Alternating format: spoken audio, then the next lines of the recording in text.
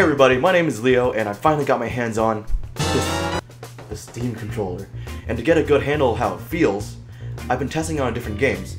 First-person shooters, platformers, MMOs, third-person shooters, anyway, you're here for this. Let's do this. Just looking at it, it clearly deviates from the standard shape, and Nintendo doesn't count. It kinda looks like the Xbox controller got its face punched in.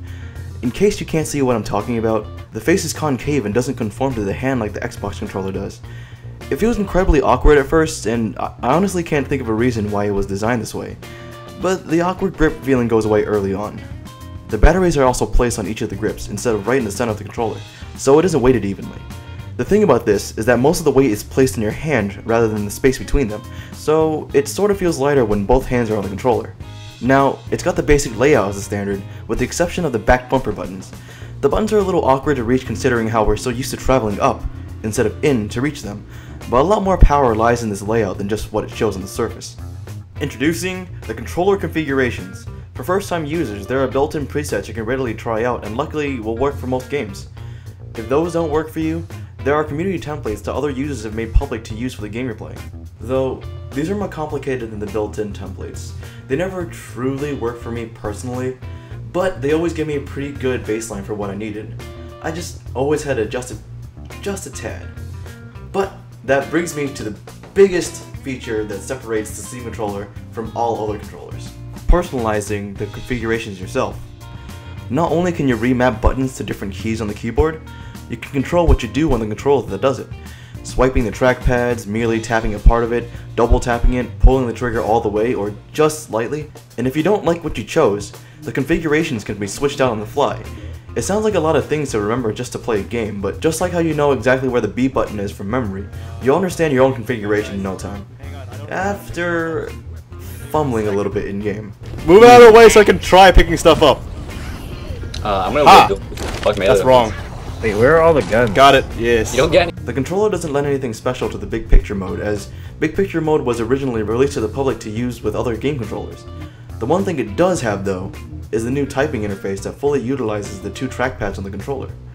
The keyboard is laid out QWERTY style, and separates them based on the standard touch typing method. Using the interface is awkward at first, but once you begin to understand which shortcuts to use, typing will feel as natural as typing with a controller can be. But, in all honesty, the feature proves to be just a little more useful than the Xbox or PlayStation controller, given typing isn't exactly a main gameplay mechanic, and regardless, even when you're done typing, the topic's probably moved on to something else.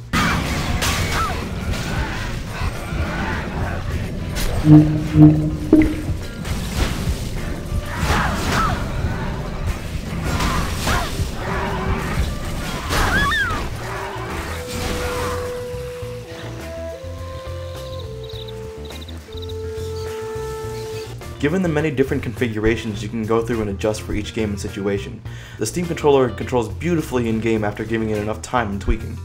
Most games are mapped to the triggers and the top and back bumpers, which are readily available where your hands are naturally placed, which does wonders for that split-second faster reaction time. The left trackpad replaces the D-pad with the indented cross symbol, though when you run your finger on it, it doesn't really feel as natural as the pushed-out cross symbol on standard controllers. So when you press down on some of the buttons, it doesn't always register properly. The right trackpad replaces the joystick for camera movement. I mean, there's still a joystick for movement, but it's just a joystick, and there's not much to say about it. So there. The trackpad emulates mouse movements, but it can also emulate other controller joysticks with a gamepad preset, but as you can see, it doesn't really do the greatest job. For some reason the range of motion is skewed, and instead of making swift circles, I'm drawing some kind of pentagram.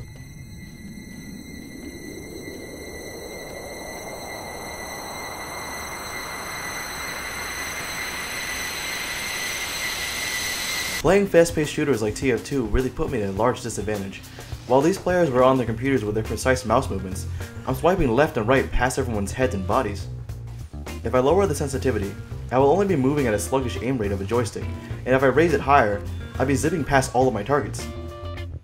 Though the Steam controller controls movement better than console controllers, it is only by a slight margin. When it's controller versus mouse and keyboard, the latter will always win. Or so I thought. The most helpful and my favorite feature of the Steam controller is the gyroscope. It's a personal must-have if you're playing any kind of shooter with the Steam controller itself. I use a specific preset. I call it the Splatoon preset. As the name suggests, using the gyroscope allows the controller to control much like Splatoon, using only the joystick to turn in a general direction, while using the gyroscope to make precise shots. Like Splatoon and the whole controller itself, and this video, playing it is a bit awkward at first, but eventually, you'll really come to love it. Motion control aiming is a necessity in Splatoon, and not utilizing it only puts you at a disadvantage. Much like that idea, playing with a Steam controller puts you at an advantage over the enemies unless you're me and yourself. Not only do you have the mouse control, albeit a bit unfamiliar, but you also have the option of making small adjustments that you see in your head. It's like having two different sensitivity settings ready at any time and harmonizing them together as a well-oiled, bullet-spraying, auto-targeting, evil-eyed machine. Weapons over there! Ah, did you see that shit? Of course, given it's based on motion, there's room for error. Loading! Hey, fuck you. Spinner! Why the hell you guys keep shooting me? Ha! Really? Ha! Or maybe I just suck. Now, before I end this video, I want to make it perfectly clear. I base these things off of games that weren't specifically configured to the Steam controller. The games that are configured to the controller though, they'll control just as well as you think they would. The fact that the Steam controller can emulate the mouse and keyboard so well, that's what vouches for its power. So, if you want to partake in couch gaming with your Steam games, you should probably check out the Steam controller, along with the system link. Wait. I don't think I mentioned the system link. Okay, well, here's a short blurb. It's basically a tiny little console that connects remotely to your computer, and it displays your big picture onto whichever TV you want in the household. This is assuming that you're on the same network, and your connection is decent. Alright, well, with that, thanks for watching the video, and I hope that this video has shown you everything that you needed to know about the Steam controller. If not, please comment down below, and I'll try to answer as best I can. Alrighty, okay. Bye.